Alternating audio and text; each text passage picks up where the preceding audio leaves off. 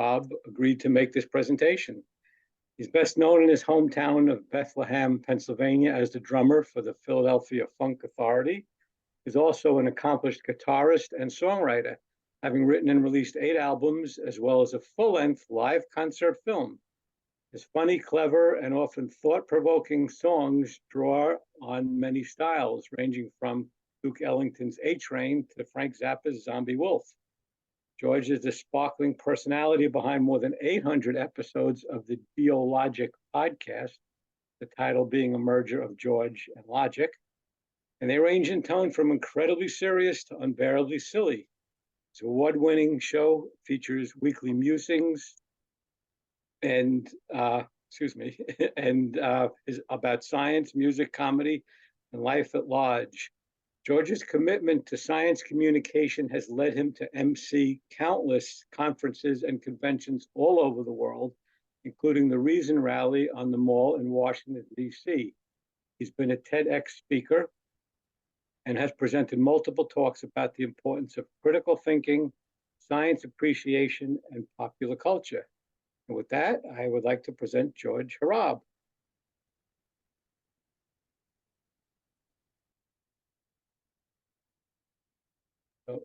I need to unmute it. There we go. I said, thank you, Fred. Thank you so much, Fred. I appreciate that very much. You read it just like I wrote it. That's so lovely and so touching. And my goodness, I'm just humbled. Welcome, everybody. Thanks so much for coming on this beautiful Sunday. I was just mentioning before, it's pouring rain here in Bethlehem, which is the kind of Sunday sometimes I just really enjoy.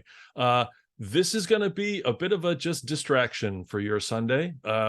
Not super heavy science content or skeptical content necessarily, but I consider myself sort of the brain sorbet of the skeptical and science communication community. And that's what I'm going to offer you today. It's a little bit of a distraction, maybe a song or two, and a number of essays I've written about just about sort of silly things. And I hope you enjoy it in its light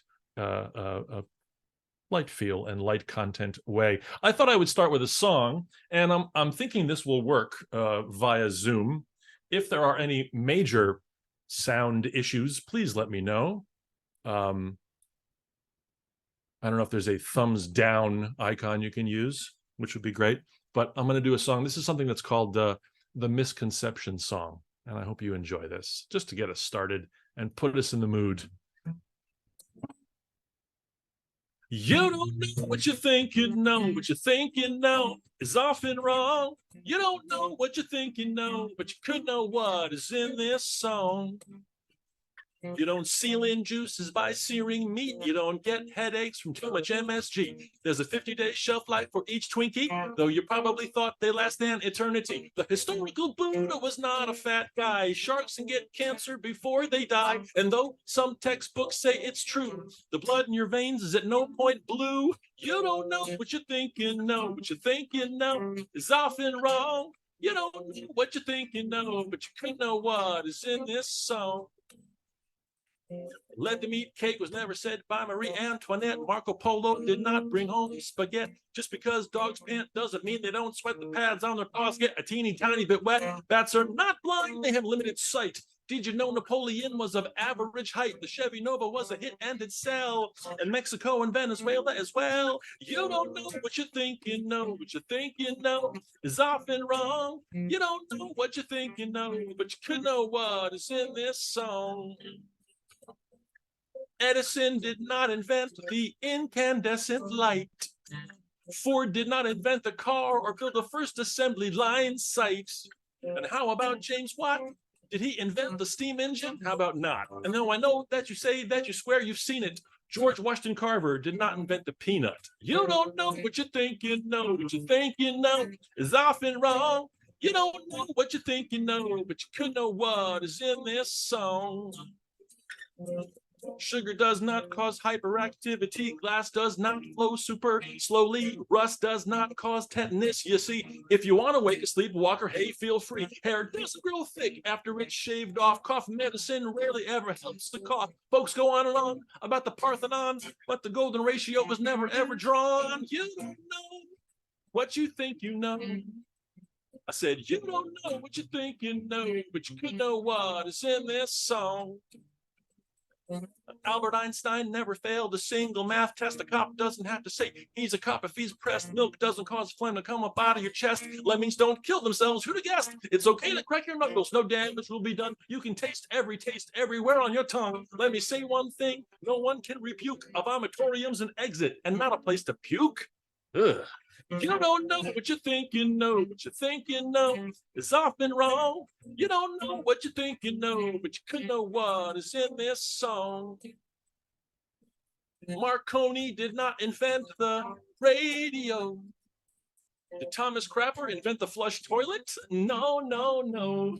But using their brains and persistence, they improve stuff already in existence. Yet, for some reason, this myth remains that human beings only use 10% of their brains. Humans use 100% of their brains. Humans use 100% of their brains. Please stop saying humans only use 10%. Seriously, if there's one thing you take away from this very silly song, it's the simple fact that humans use 100% of their brains. He changed. You don't know what you think you know, but now you know what you think could be wrong. Now you know what you think could be wrong because you listen to all of the stuff in this song.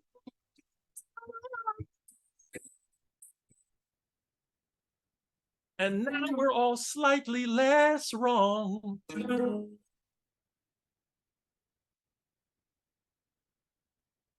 Thunderous applause, thunderous virtual silent applause. Oh, thank you so much.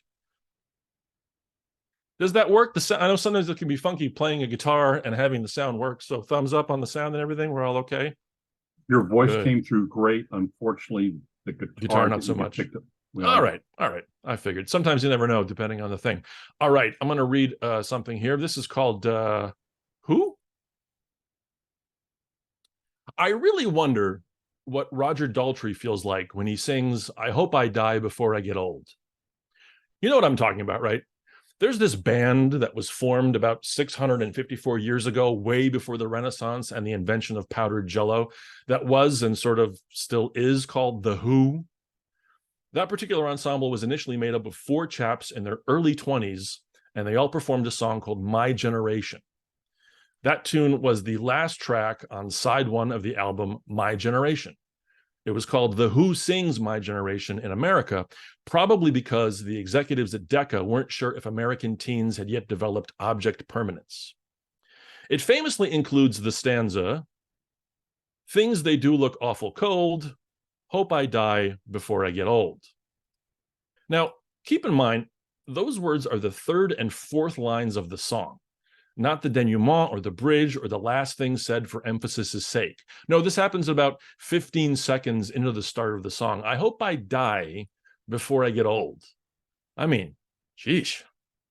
Apparently, it made a bit of an impact at the time, and with Mr. Daltrey being a paltry 21 while singing those words, they held a special, if albeit naive, avoirdupois about them. Now, while Roger sings the words, and as is true with most The Who songs, Pete Townshend wrote the lyrics and melody. So Mr. D is serving as proxy for Mr. T. Now, Pete was a scant 20 years old when he composed My Generation, and as anyone who's ever looked into the spiral notebook ramblings of a college-aged artiste can attest, the angsty, mad, and frowny vibe totally tracks. And as well it should have. I mean, it was the 60s, right? A mighty wind was a-blowing you and me, and not yet that Starbuckian subsidized jazz thing. I get it. But that brings me back to my initial question, and it's one that I'm sure has been addressed before, but what the hell, it's something to talk about. What does Roger Daltrey, and by extension, Pete Townshend, feel when, as a 73-year-old, he sings, I hope I die before I get old? Now, Roger Daltrey is currently 78, but the last time The Who performed My Generation was in 2017, and he was 73 years old back then, so stick with me. There must be some iconic satisfaction in being able to sing those words while in the 7th decade of existence, no? Or maybe not. Maybe there's currently an intrinsic sadness in that song. I mean, look, Keith Moon, the original drummer of the group, died in 1978 at the age of 32. John Entwistle, the bass player and sometimes French horn player, died in 2002 at the age of 57. Half the band is dead. The Who? More like the half. Maybe there's survivor guilt. Maybe there's a complete disassociation from the lyrics. sing a tune enough times and you get numb to its meaning. And maybe there's a general FU-ishness in still performing it. And maybe it's all of those things. Ultimately, it doesn't really matter, seeing as the ideas of old and young really bear so little resemblance to what they used to mean or what we used to think they used to mean. I can remember walking through a video store, remember that deal? And seeing a 20th anniversary concert tape of the Rolling Stones. 20 years. At that time, that was inconceivable to me. The guys had been in a band for 20 years and they were still playing. That was probably 1985, and I was 14 years old at the time. It was also around that time when Dennis Miller, remember that deal? Made a joke about The Who going out on tour in 1989. He said that there were concerns that when Roger Daltrey spun around his mic in his signature move, it would get entangled in his walker. Ha ha ha, because Daltrey was 45. Get it? Elderly. Anyway, maybe old in the lyric is a metaphor. Maybe it's more like, hope I die before I think and act like the adults that I see around me that are screwing everything up. Or maybe die is more akin to a numbness associated with age that the singer is assuming must be prevalent in order to justify the callousness and perceived ungenerous nature of those considered old. I hope I don't realize what a doddering old coot I've become once the inevitable and inherent characteristics of aging take over my corporeal and emotional existence. That's way harder to sing, though. Here's hoping your aging is going exactly the way you want it to. That was called Who? Now, since it is a Sunday, I thought we should get a little religious for a second, because why not? And this is something from, excuse me as I have a little sip here. This is from a reading now from not the Bible, the Book of Criticules, chapter 1, verses 1 through 25. Adam begat Seth, and Seth begat Larry, Durham, Ampeth, Gypsum, Herbie, Shamwow, Lippo, Gadzooks, Shemp, Quiz, and JJ. The sons of JJ were Ray J, AJ, DJ, CJ, PJ, MeJ, and Skip. Forsooth, the sons of Skip were Schnazzy, and Riproar, and lo, the sons of Minivan were Dushku, and Tactile, and Kimmy and Schmidt. The sons of Lippo were Kuzi and Marzipan, Lay and Katru. And the sons of Kuzi were Doozy and Mingus, Santana and Booker T and Sabado. And Kuzi begat Wolfie. This Wolfie began to be mighty in the earth. And Marzipan begat Ludum and Anaheim and Lebanon and Nature Boy and Pootie Tang and Johnny Cash, of which the Phillies and Captain Crunches went out or came. And Can begat Zij, his first begotten son, and Ho, and the plebiscite, and Flammerite, and Gurgabite, and Loctite, and Nacrophyte, and am I right? And to Goober were born two sons. The name of the one was Flan, for the Spanish dessert was eaten in his days, and the name of his brother was Kapow, just because. And little Joey begat Big Joey, which caused much woe and confusion, but hang in there, because we're just getting started. And also Drywall and Hazmat, and Medium Joey, and Extra Medium Joey, and Zizzle, and Wells Fargo. And these be the generations of them. The first begotten of Shed was Garage, and then Closet, and Armoire, and Drawer, and Backsplash, and Granite Top, and Pippy Dippy and Trippy, and oh yeah, Phil too. These be the sons of Shed. And the sons of Vavoom, the secondary wife of Shed, which she engendered, were Zadok, Poopchik, Smarkly, Poopik, Tristan, and Izzy. And the sons of Flabby were Chrome Dome and Minivan. And the sons of Minivan were Asshat and Gimme Some and Wazop. And the sons of Zadok were Blues Clues and Zippo and Fat Man. The sons of Poopchik were Pez and Skittle. These be the kings that reigned in the land of Bachagaloop before a king was over the sons of Israel. Boo Boo, the son of Boo Boo Boo, and the name of his city was Boo Boo Bootin. And when Boo Boo was dead, Jim Bob, the son of Zero of Coke, reigned for him. And when Jim Bob was dead, Hoo-Ha of the land of termites reigned for him. And Hoo-Ha died, and Hoo-Ha-Ha, the son of Bedazzler, that smote Godzilla in the land of sprinkles, reigned for him. And the name of the city of Hoo-ha-ha was Ha-ha-hoo. And when Hoo-ha-ha was dead, Bubala of Schenectady reigned for him. And when Bubala died, Lawn Dart of the city of Cocoa Puff that is set on the banks of the river reigned for him. And when Lawn Dart died, Marmalade, the son of Gitchi-ya-ya, reigned for him. And when Marmalade died, Flavor Flav reigned for him, and his city was named Lucent, and his wife was named Pachelbel, the daughter of Shingy, the daughter of Shamalama Ding Dong. And when Lucent was dead, Murray begat Clam Hands, and Clam Hands begat Y-Front, and Y-Front began Fribble, and Fribble begat Shroom, and Shroom begat Puzzle, and Puzzle begat Shrimp, and Shrimp began Whatsis, who was right and holy in the Lord. And Whatsis begat Power Cord, and Power Cord begat Cake Batter, and Cake Batter begat Steve-O, and Steve-O being right in the eye of the Almighty totally blocked the view of the game. And these things Steve-O entered to the daughter of Prenup, the father of Taco Bell, and he took her to wife when he was of 60 years, and she childed Whammo to him. But also Steve-O begat Jafar, and he had in his possessions 23 cities or thereabouts in the land of Wawa Pedal. And the kindreds of scribes deep in the land of Wawa Pedal, singing and sounding and dwelling in tabernacles. These be the Zamfir fans that came of the heat of the father of the house of Hrab. Thus end the first of the line of Seth.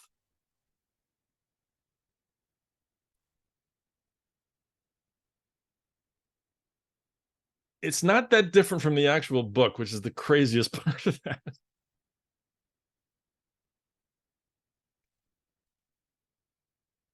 This is something that's called picky eater, and some of you might relate to this. Some of you that have children may relate to this as well, or some of you that maybe at some point were children may relate to this.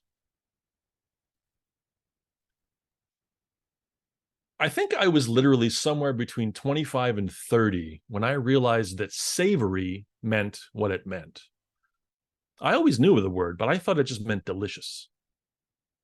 Deep in my slowly poisoned from too much sun in and Revlon color silk addled brain, I thought you could have a savory ice cream sundae because, duh, those things are honkin' delicious.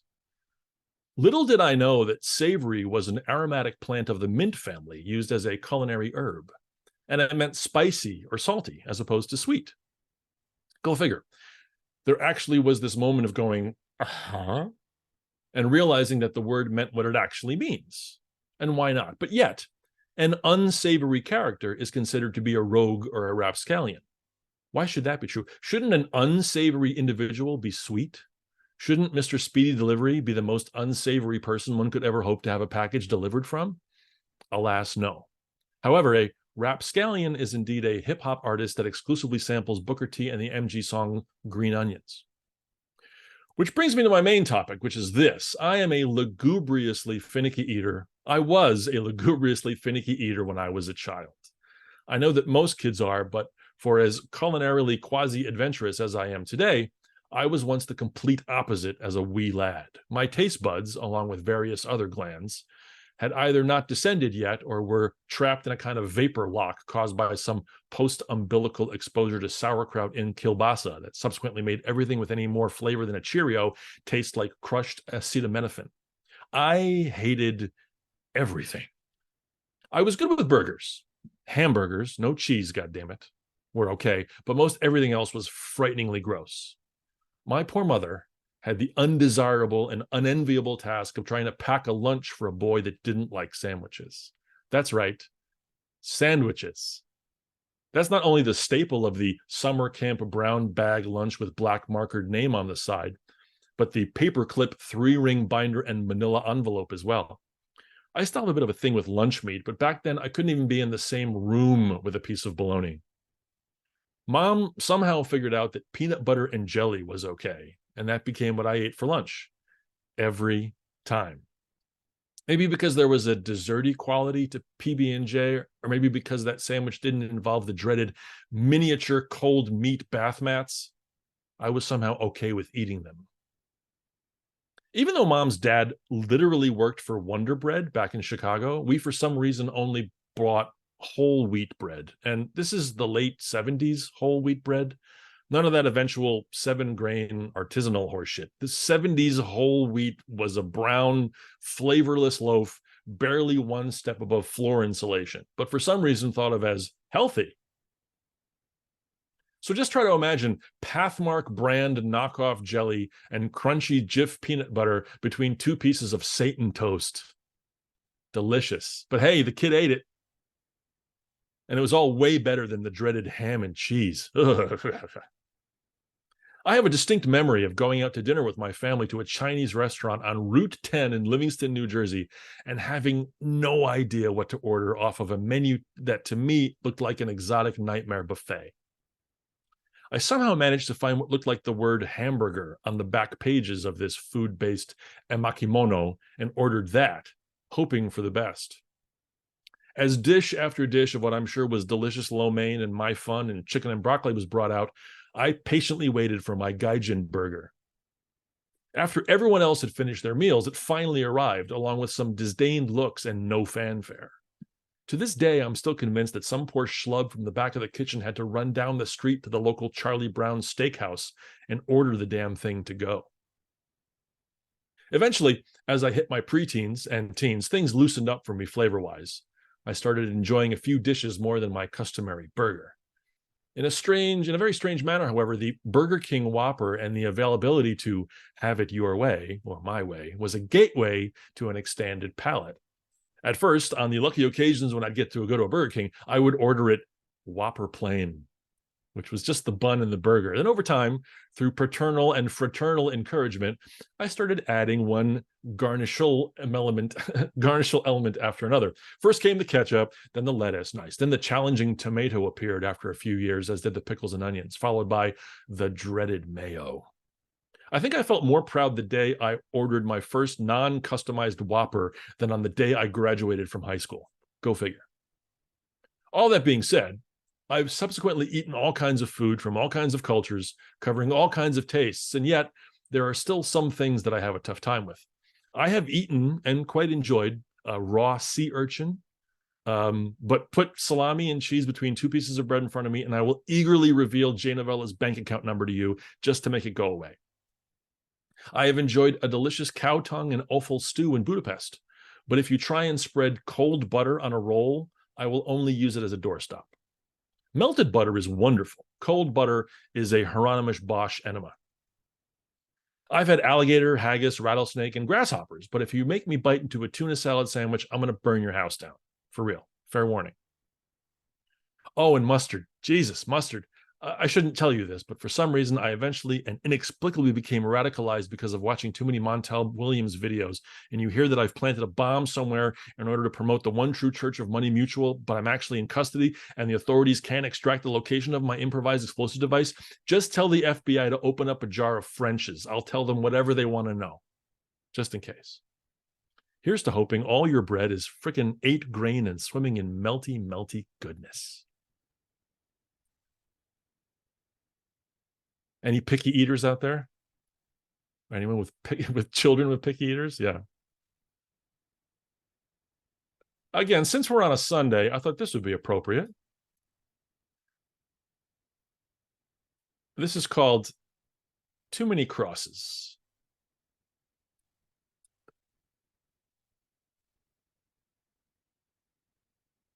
So when exactly was Jesus all Jesused?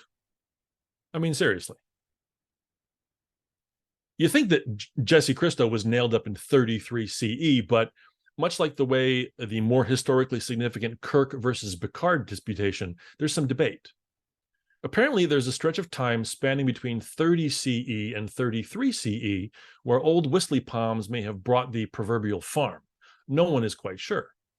No one is really sure that he even existed, but that's another essay altogether.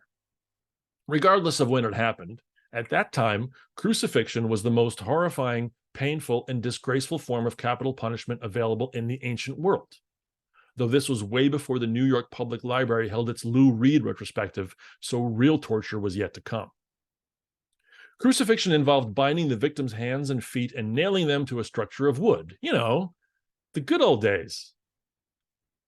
Detailed descriptions of crucifixions are few, with scholars presuming that this is due to the idea that historians could not bear to describe the gruesome events of this horrible practice, because as we all know, if there's one thing humans hate to celebrate, it's violence. Archaeological finds from the 1st century Palestine, however, have resulted in both a great deal of information on this early form of the death penalty and a boon to the local hummus scene. Here's what we know. There were numerous forms of crucifixion. First off, you had crux simplex, which involved nailing someone to a single upright stake. This was the Ford Escort of execution. Simple, cheap, reliable, and not terribly sexy. Decent cup holder, though. Next was crux commissa, which was affixing an individual to a capital T-shaped structure. This required minimal carpentry skills and was great when you were killing someone named Toby or Terry. Excuse me. There was also crux decussata, which was nailing people to an X-shaped cross, which, if you think about it, would have been way cooler to have had eventually ended up on billions of necklaces, but whatever. And finally, there was the beloved torture device of everyone from Mitch McConnell to Ozzy Osbourne, the crux emissa, or familiar lowercase T-shaped structure of Jesus' supposed crucifixion. This was the one preferred by Willem Dafoe, Jim Caviezel, Claude Heater, and Madonna. There was also the barely used crux odebiscuit, which was favored by poodles and pygmy ponies, but that's just for Zappa fans. In the Bible story of the crucifixion, the Jewish High Council, or Golgothan Co-op, accuses Jesus of blasphemy and decides to not only remind Jocko that recycling must be put out all the way to the curb on Tuesdays, but that he also has to die. They take him to Pontius Pilate, the inventor of Pilates, who oddly enough finds him innocent. PP has JC flogged, no kink shaming, and then sends him to Herod's, where he buys a lovely Easter gift basket. The co-op demands that Jesus be crucified, so Pilate, fearing a not yet in prison Harvey Weinstein, turns Jesus over to one of his centurions to carry out the death sentence.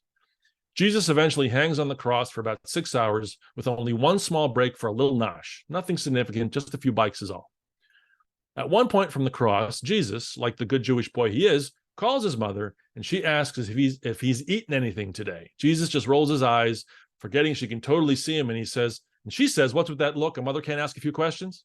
At which point, Jesus realizes there are worse things than being nailed to a tree. Jesus then cries out to his father by saying, my God, why have you forsaken me?" along with, "I can totally see my house from here." Then he dies. Some other stuff supposedly happens, but I don't want to speculate. Speaking of which, I've said it before, but Easter really is the lamest of holidays. I think we need to bring back some pagan spring celebrations like Imbolc and Anthesteria or Lupercalia. Lupercalia was particularly fun, seeing as some historians think it's what led to Valentine's Day. It involved 2 stages, the first being some animal sacrifice to Romulus and Remus, which, we can modify to just having a nice drink someplace, followed by the second stage of people running around naked while hitting each other with goatskin thongs. That sounds just fine as it is. Think of the Hallmark cards. Here's hoping that when the time is right, both your poll and your day are May.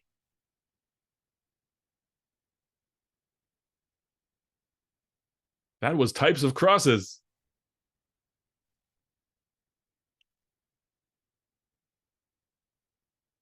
Okay, this is one of my favorites. And let me just preface by saying, I'm being ironic. That's all I'm going to say. You're all hip and cool, and so you got it. I just want to say, irony. Here we go. This is called, let me do a little sip of water here before we start. This is called Poetry is Easy.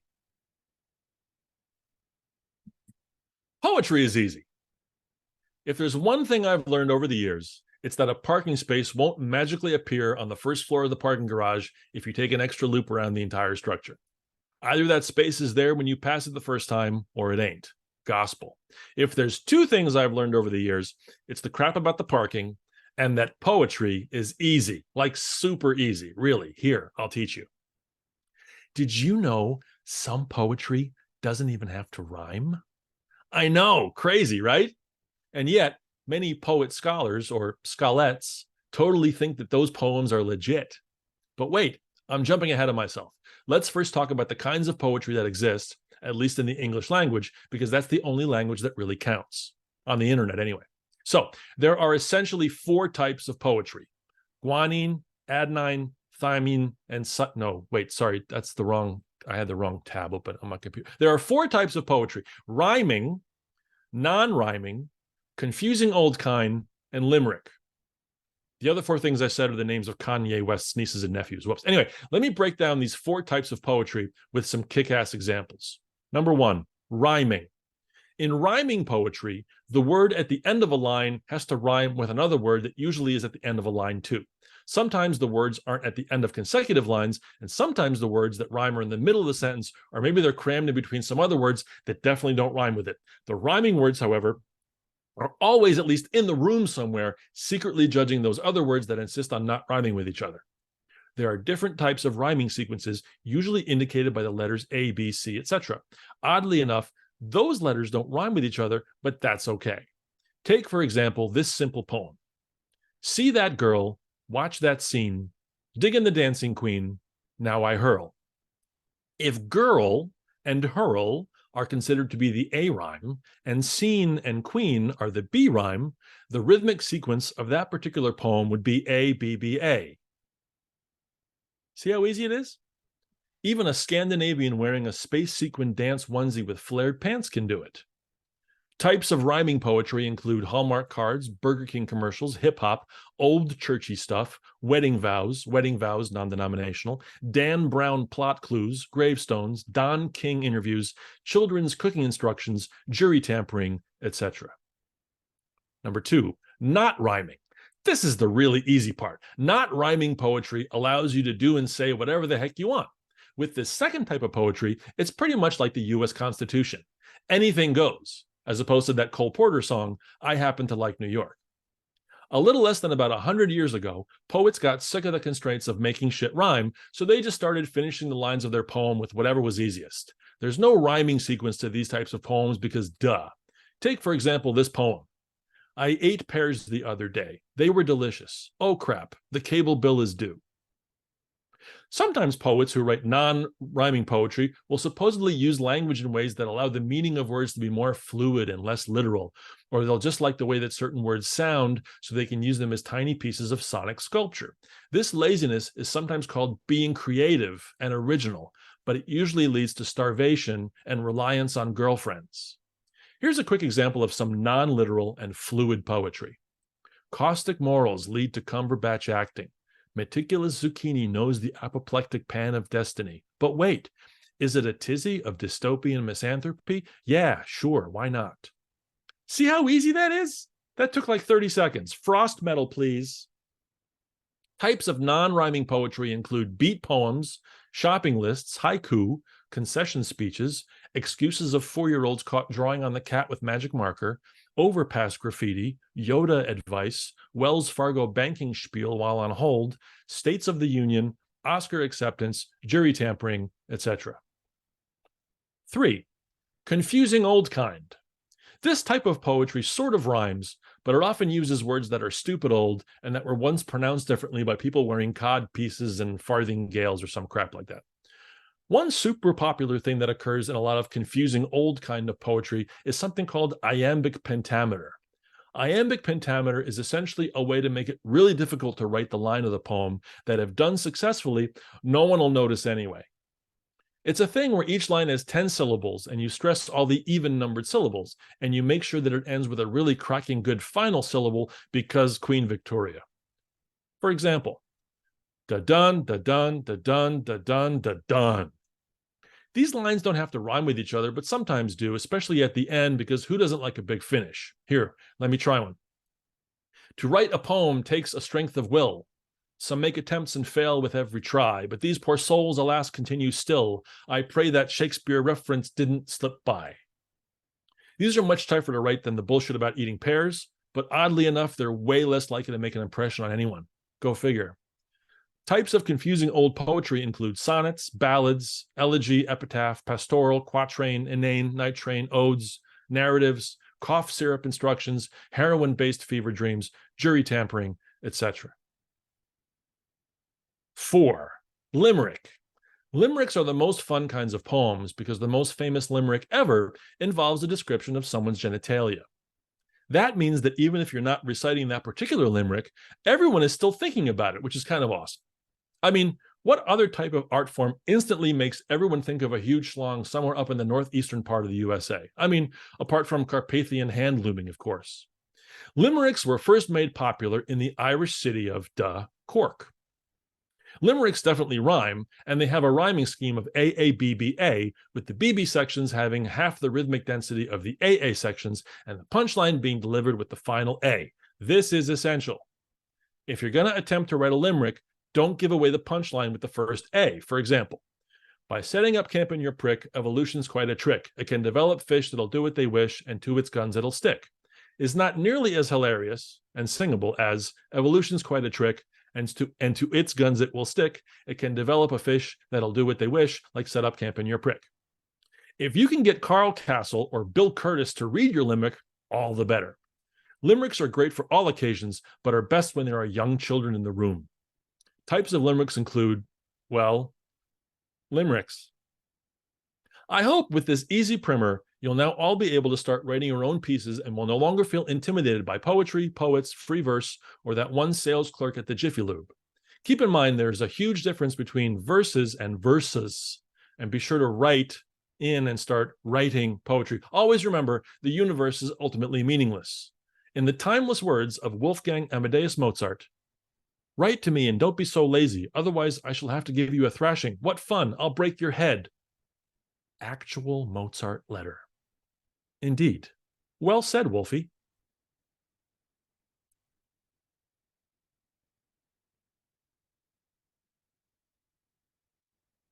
How are we doing on time? Oh, look at that. We're zipping right along here. My goodness. All right. This is called Swingin' Crimson Bernstein. And I think the demographic that we have here will appreciate some of this. So I finally received the discs that I ordered on Amazon the other week.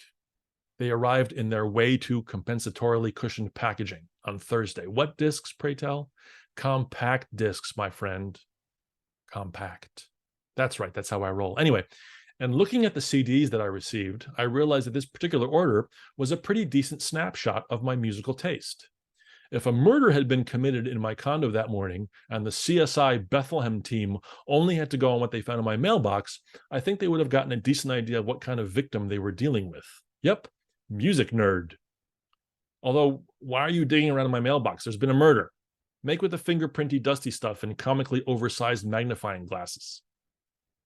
Included in my just arrived order was the King Crimson album Live at the Orpheum, the original 1957 cast recording of West Side Story, and most cool, a mini box set of Frank Sinatra records called 5 Classic Swingin' Albums.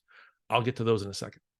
Okay, the fact that there was a King Crimson tour recently, let alone that the tour was followed up by live albums, has filled me with thrackfuls of baboom. Yes, the record is just 42 minutes long, but fripp you. Seriously, the show was so good, and this mix is so lovely, and if you think about it, there's really no reason that this has any business existing, let alone being so great. So complaining about the length is not only quite moot, but so much chitter, chat, chat, chit, chat. This is a recording of the tour that I once prattled on about endlessly in my podcast, so I won't go on too much here. Let me just willfully scream, I like it. Leonard Bernstein's West Side Story is pretty much universally accepted as the best musical ever, second only to Spider-Man Quick Call an Ambulance. I'm kidding, don't call an ambulance. No one could survive a fall from that high. I had a disc of Lenny conducting a recording of WSS from 1985. That was actually one of the very first CDs I ever bought. I think the very first CD I ever bought was a collection of Copland orchestral works. I remember thinking I needed to buy something important before getting the current Weird Al album. Go figure. On this recording back from 1985, Maestro Bernstein decided to hire operatic singers to fill the voice roles, as opposed to musical theater actors. I think he wanted to provide a certain super gravitas to the recording and have it be the definitive version. So some of the most preeminent vocalists of the time, or any time for that matter, were hired, including Kirita Kanawa and Jose Carreras for the main roles of Maria and Tony. Because Leonard himself is conducting, and because the singers are such incredible operatic talents, the entire recording of this masterwork, of course, stinks. What? Yes, it's terrible. Well, maybe terrible's a bit harsh, but it's really difficult to listen to. Tony, okay, the street tough from the 50s New York, he sings, could it be, Jessica, something coming, something good, if I can wait. Sheesh. There's all that, plus the overly operatic full aria voiced performances just robbing something from the power of the lyrics. Stephen Sondheim's words are really among the best ever written, and with these singers, all you hear are the vowels. I know that Jose is fighting with his accent. Tony ends up sounding more like Bernardo than Bernardo, but even Dame Takanawa is more concerned with tone than lyric, which I understand, but it's still kind of tough to listen to. So many of the rhythmic ideas, which are brilliantly Bernsteinian, are just sloughed through as well. Having grown up watching the movie version of West Side Story, I think I just had a template in my head, and this particular classical interpretation was just really hard to swallow. There's also a ton of very obvious edits that always bug me. Go on YouTube and watch and listen to Larry Kurt from the original Broadway cast, and it's the polar opposite of all that. So point being, after 20 years of not having a decent recording of West Side Story, I saw a re-released version that not only included the original cast, but also had all of these symphonic dances as bonus material. Those dances on this version are conducted by Bernstein and the symphonic reworkings of the big instrumental features of the show. Plus, it was just $7. I mean, awesome.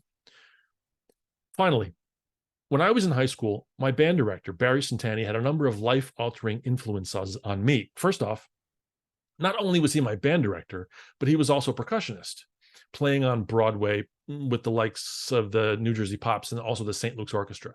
So he had a special understanding and connection with me and my drumming aspirations. He had also been a graduate of the very same high school that I went to, and he was subsequently the band director. And he had my father as his teacher, so there was that connection as well. Among the myriad of things that made up Barry's influence over me, 3 things stood out. First, he prepared me for college auditions in a way that guaranteed I got into programs that I had no legitimate right to get into. Second, he exposed me to the brilliance of Stan Freberg.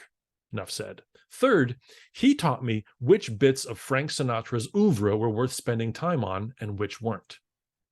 Ignore everything after 1970 and most everything after 1967, he told me. Plus, don't worry too much about anything before 1950.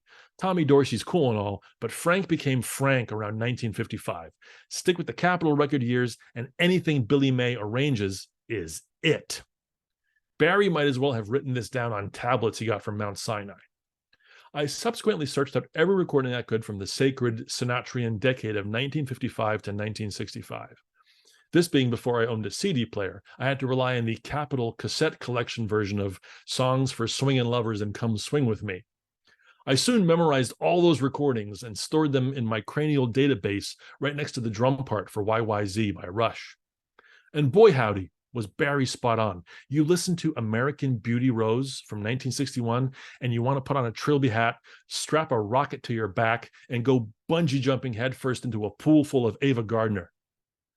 Then you listen to Something in the Way She Moves, a rare Beatles cover from 1971, and you want to just crawl into a John Waters movie so that the cuisine can offer some relief. It's terrible. As the years went by, and we all started to digitally upgrade and repurchase every goddamn piece of music we already bought, there were a few of these swingin' albums that I never managed to get on CD. Among those was the mythic Sinatra and Swingin' Brass. This was a notable album, seeing as Neil Hefti did all the arrangements. He only arranged 2 other records for Frank, one a Sinatra Basie album, the other a Broadway music compilation.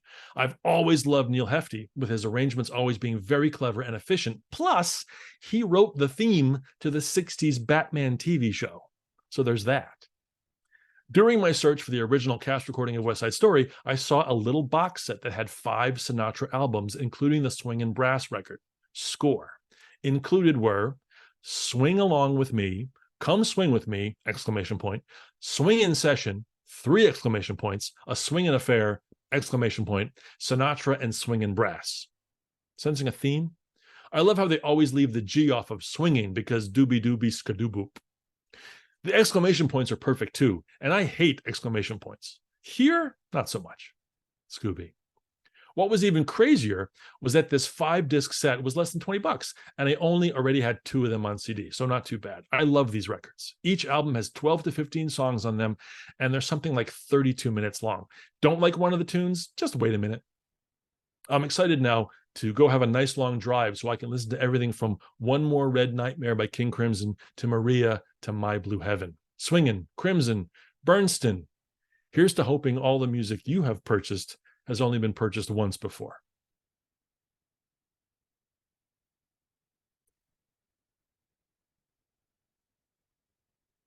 I think we have time for one more. Is that okay? That'd be fine. Okay, I'm going to do one more for you. And I've never actually read this before. So, but seeing as the new Indiana Jones movie is in the theater, this talks about the second film in that series. And it's again, I think you might appreciate it. And I appreciate your indulgence. But this is something called I Am Mola Ram.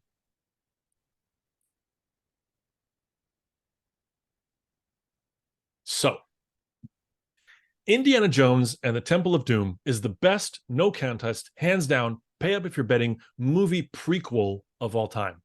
I'll say it again. Of all the films that could be considered a prequel, that is a sequel that exists in a film's universe timeline before the movie that preceded it, Temple of Doom is the best. What? You didn't know that the second movie in the Indiana Jones film is a prequel? Well, wrap me up in spider webs and flatten me out with a 10-foot wide paper mache boulder. It is. Raiders of the Lost Ark, the first film, is set in 1936, whereas Temple of Doom, the second in the series, is officially set 1 year previous in 1935. Nifty. What makes this prequel so damn delicious is that it subtly, and without any ham-fisted references to its own previous oeuvre, manages to explain how and why Indiana Jones we see in Raiders is the way he is. In Raiders of the Lost Ark, Indiana is a swashbuckling hero archetype who at his deepest essence is concerned with discovering, rescuing, and preserving archaeological artifacts. He wants the items he finds on his adventures to be placed into museums so they can be studied, maintained, and shared with as many people as possible. He has a very set idea of what is right and wrong, and he'll use whatever means necessary to follow his beliefs. The Indy we meet at the beginning of Temple of Doom, however, is interested in getting paid. Period. History schmistery. At the start of Doom, Indy has found the remains of Nurhaci, the first emperor of the Manchu dynasty, and is selling them to a ruthless Chinese crime lord / distant relative of said emperor named Lao Che. Indy apparently agreed to find these remains in exchange for getting a diamond that looks like the equivalent of an Elton John paperweight. Nice. The deal, of course, goes all pear-shaped, and we dive right into the film.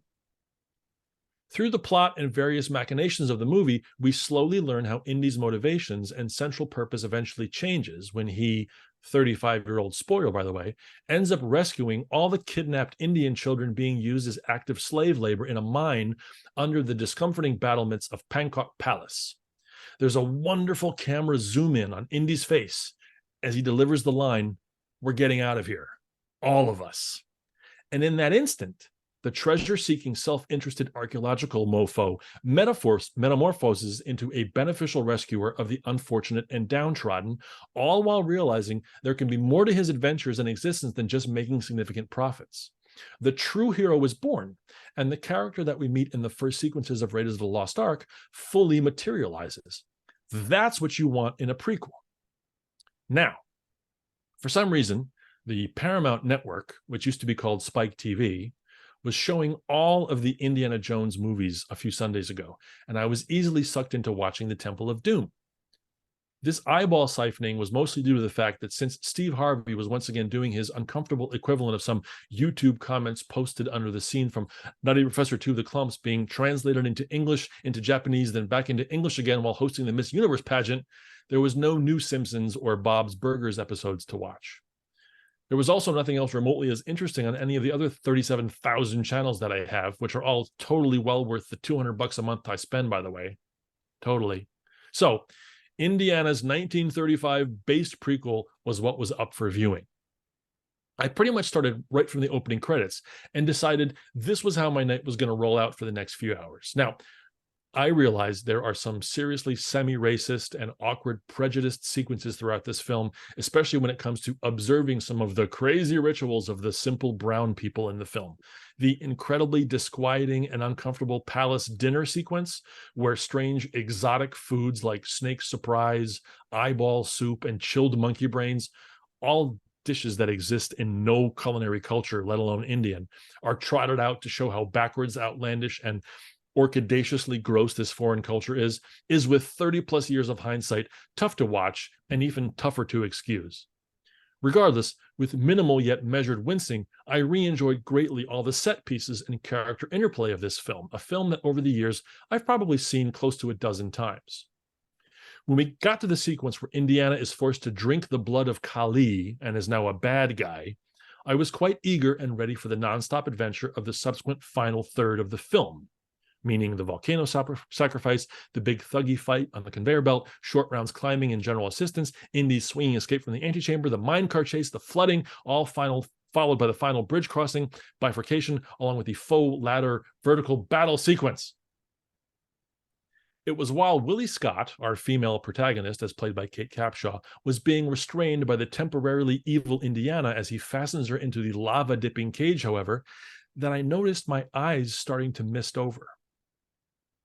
This did not take me by surprise, seeing as I've come to accept that over the last 10 years or so, for some reason, I now become emotionally impacted while watching the simplest of sentimentally weighted sequences in a movie or TV show. I'm not quite sure what's going on, and it may just be my latent mortality kicking in, but a well-filmed McDonald's commercial wherein some family members goes out of the way to deliver a Big Mac or some nuggets to some other well-deserving family member, especially during the holidays or maybe the Olympics, automatically causes my eyes to moisten, resulting in the requisite single ironized Cody tear streaming down my cheek. I saw the trailer from Tom Hanks' Mr. Rogers film and frankly needed a number of tissues. Anyway, so here's Willie begging Indy to stop, to help to change his tack and save them. What are you doing, Indy? And I'm starting to cry. The scene carries on as Indy goes so far as to slap Short Round while the kid is trying to intervene and convince his mentor that he's under a spell. And I've switched from moist eyes to rolling tears. Pretty soon, I'm absolutely bawling. Emotive, full-on lamentational blubbering. Short Round yells, "Indy, I'm your friend. I love you." And I am completely, unequivocally crying harder than I've cried in years and years. Maybe not since losing my dog Oscar, and it hits me in a way almost unlike anything has ever hit me. It has nothing to do with Indiana Jones. Indy and his exploits have been the spark and even subsequent kindling for my emotional monsoon, but the fuel for this lacrimal tsunami has zero to do with this particular 1930s fictional adventure. It was this: I am full of unrealized love, and it's killing me. I am unremittingly and completely overflowing to the absolute brim of my existence with a capacity and longing to share heaping truckfuls of love, and I don't. And I really want to, and I don't. I've foolishly thrown aside and disregarded offerings of endearment and intimacy. I've convinced myself that I'm not one who attracts that kind of passion and interest. I've accepted, packaged, and boxed away countless bundles of care, compassion, and affection, storing them up like some kind of emotional provisions for an imagined winter that'll never come.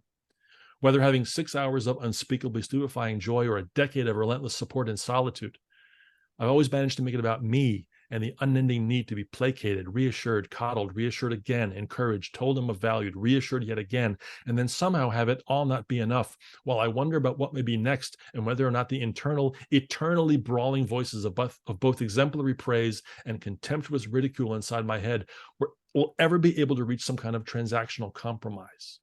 I hear the words and see the smiles and feel the heat, but believe so pitifully little of it. I second, third, and fourth guess the true and secretly salient meanings of every syllable, every glance, every pause, every touch, and can't believe the real motivations behind anyone interested, let alone interesting. So what do?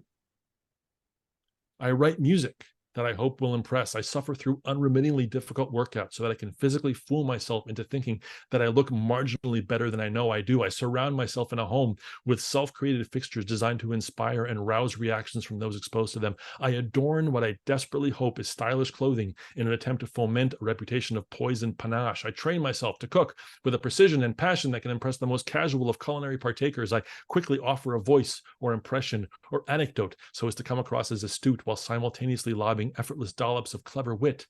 I produce unending heaps of consistently creative content for the opportunity to be perceived as hardworking. I imagine scenario after scenario after scenario after fucking scenario that plays into and brilliantly stares down and supplicates a pre-imagined narrative of daftly avoiding rejection, all in the hopes of fooling those around me into some kind of convinced perception of value when it comes to my worth. Because ultimately, I know the real me is so unnervingly unworthy of attention and love that a mask and costume has to be carefully crafted and adorned so as to engender interest and earn regard that might somehow lead to something, some way, somewhere, sometime. I even write essays like this very one to not only act as some kind of de facto self-counseling, but to foster sympathy while deriding the very unhealthy need for said sympathy.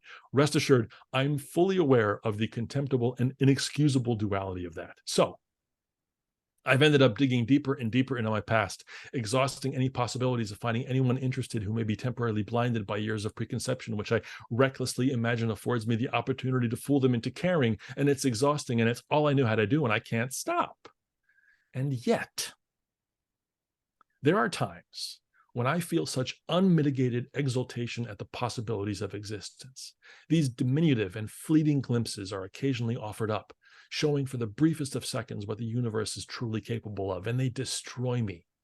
There are clues that exist simultaneously as both impossibly subtle and stunningly blatant that show me what's possibly possible, whether it's the monstrously precise and percolating effervescence of a Zappa composition or in the accidentally uncovered handwritten note of 10 summers past. There are signposts based on my reactions in tears and longing and emotional upheaval that let me know that the fullness of my heart could maybe somehow be tapped into with some kind of spigot, thereby resulting in a deluge of endless and deliciously emotional subsistence. But reactions to messages old and new, pristine and periodic, are always filled by an ineffable fear and confusion instead of indisputable understanding. But God damn it, I want it to be the other way around. Desperately, I despairingly want to believe and credit and understand and trust and believe and believe and believe. So when poor Willie Scott is begging and pleading for Indy to help, it somehow sets off a series of emotional firing pins that are all aimed directly at the inexhaustible supply of stored up love inside the ramparts of my own emotional construction. And I lose it, unending. 45 minutes of relentless crying while our heroes successfully exit the bowels of Pankot Palace. And I feel better and I feel worse. And I'm confused and heartbroken. And I'm hopeful and placid. And amidst the waves of my embarrassingly melodramatic weeping, I realize that I am Mola Ram and tearing out my own heart and marveling at the warm flame it emits while watching it burn to a cinder. And so it goes. A very caring, wise, and wonderful person told me once, we can easily create the narrative we want, but that sometimes the narrative we want is not the narrative we may need. So please make no mistake, I am fully and shamefully aware of the irredeemable amount of privilege and luck and good fortune that I am, for lack of a better term, blessed with. I know that I have safely folded in the confines of many suits' pockets a raft of genetic and societal winning lottery tickets that are priceless in their value. I do what I love. I want for no material thing. I have dozens, if not hundreds of people that care about me, and I have worked diligently and consistently to both foment all that and also make it happen. And yet repeatedly throughout my life, I get the briefest sense of what is really boiling inside the confines of my chest, and I just get overwhelmed. I tamp it down and tamp it down and tamp it down again, then crush it some more and more into the delicate casing of my pericardial sac until finally one exhausted Sunday's viewing of a film I first saw at the age of 12 lets loose an emotional torrent that results in a pressure wave capable of not just tipping over, but of completely destroying that very raft. But damn it, I want to float. Maybe someday I will. I was always an excellent swimmer. I so appreciate your indulgence. Thank you so much for paying attention and for your time. George, I really appreciate it. I really enjoyed your talks. All great. I do have a couple. First, I want to thank you for helping us find the things that and see some of the finer points and absurdities that we all live with in our lives. Oh, I'm glad. There were a couple comments in the chat I want to read back if you don't mind. Sure. First off, in the book of the Cruddites, I think Ridiculous. I Yes, can't even say the ridiculous. I like the reference to Schenectady. Was that in the original text, or did you have to modify it for us? Oh, that's original. Yeah, that's that's from on high. So I wouldn't, So I don't mess with. Yeah, I don't mess with. So Schenectady is in the sacred text. It is in the sacred text of the not the Bible, the Book of Criticals. Yes, that's such a great word. It's such a great word. I mean, if you're gonna have a town mentioned, I mean, there's Percy and Poughkeepsie are really great, but Schenectady, I mean, and no one knows how to spell it. There's no scholars don't agree. That debate goes back decades. Fully contend with that. Your comment about you're talking about being a picky eater, it reminded me so much of it. When I was raising my sons, I would come home and ask them what they wanted for dinner, and their comment was anything that didn't suck. Okay. And good luck, Dad. I often failed. Are they still? Did they maintain that, or have they grown out of it, or are they? Where are they now? Sort of grown out of it now. One of them has to deal with his own daughters that probably have the same line at times. And you enjoy that very much, I'm sure. You don't. You don't revel in that fact at all, I'm sure. No, well, it's as my grandfather told my mother, you pay for your raising when you have your kids. Here. Carol Quantick said that she's still a picky eater at her advanced age. She didn't say how old that is, but more than 4, I guess. Okay, yeah. Definitely. Eugene asked, okay, I'll bite. What is poetic about jury tampering? Oh, that's a whole. I think when debating a verdict, when you deal with the inadequacies of the American judicial system, let's throw in poetry there as well. Let's put equal value between eyewitness accounts, and we might as well just have free verse included. So yeah, I think it's definitely poetic in its kind of tragic nature. Look at some of the recent Supreme Court opinions. Exactly. They're pulling. I don't know what they're pulling stuff from. Yeah. 12th century common law. Anne Lowenthal typed 5 exclamation points, and I assume that was when you were talking about swing records. Okay. None of the swing records had 5 exclamation points. Right. Yeah, I'm a stickler. I once had a gentleman that was editing a video for me. We had filmed a live performance that we had done, and he very kindly offered to edit and put this sort of tape together for us. And he put credits at the end, and he wrote, great thanks to everyone in the audience. And he had 5 exclamation points. And I said, Tom, you cannot have 5 exclamation points. You can't have 1 exclamation point, let alone 5. It's just, you can't. Don't use exclamation points. So yes, but the fact that Frank has it, because it's swinging. Come on. I mean, it's swinging, no G, 2 exclamation points. It levels out the scales there perfectly, I think. So yeah. Rosina wanted to ask you a question, I think. Rosina, can you unmute yourself? Actually, I don't have a question. I just wanted to make a comment. You made so many references to so many things so quickly. But a couple of them, I don't know why, they just struck me and made me laugh, was Gitchy Yaya. Yes. And Lady Marmalade. Well, Getcha Yaya. Yeah. And Wah Pedal. I don't know why. Lady Marmalade, that's a song that I played. I've probably performed that song 600 times. There was a while, and I was in this. I'm no longer with that ensemble, but I was in the Philadelphia Funk Authority for 24 years. In 1998, I started playing with them. I resigned my commission last year under good circumstances. We're all still friends, and everything is good. It allows me to do things like this. But we played Lady Marmalade, and I had to be one of the background singers for that. We only had one woman in the band, so she would sing lead, obviously, and the guitarist and we had to do all the backing vocals. So I have 600 worth of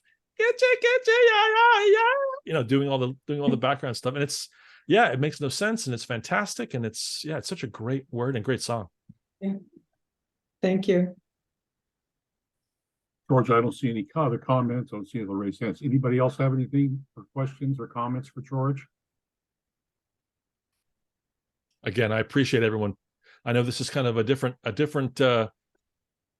different kind of format than what you might necessarily have on a Sunday. So I really appreciate everyone paying attention, and it's fun for me to do these. We do Get 'em out appreciate it. We do appreciate it. It was very, very entertaining. It's a good thing to help us recognize that we shouldn't be so serious all the time. Right. Yeah, that's we in this time now that we are in between pandemics and governmental concerns and ignorance and the spreading and fomentation of non-facts and the questioning of science. It's like there are so few moments that we get to sort of feel okay that for me it ends up being food, which is just, it's like, damn it, the world's falling apart, I'm having a cookie. I'm gonna have 90 seconds of joy here. I'm gonna compartmentalize and have a damn cookie. And you kind of have to let that guilt go. So yeah, so if a little silly essay I write can make you just chuckle or at least even smirk for 1 second, that makes me very happy. So grab onto the moments of joy that you can, because it's pretty much all we got right now. Very good, George. Again, we thank you, and we should all go. I think we should all take your advice and go have a cookie. Yes. Yes.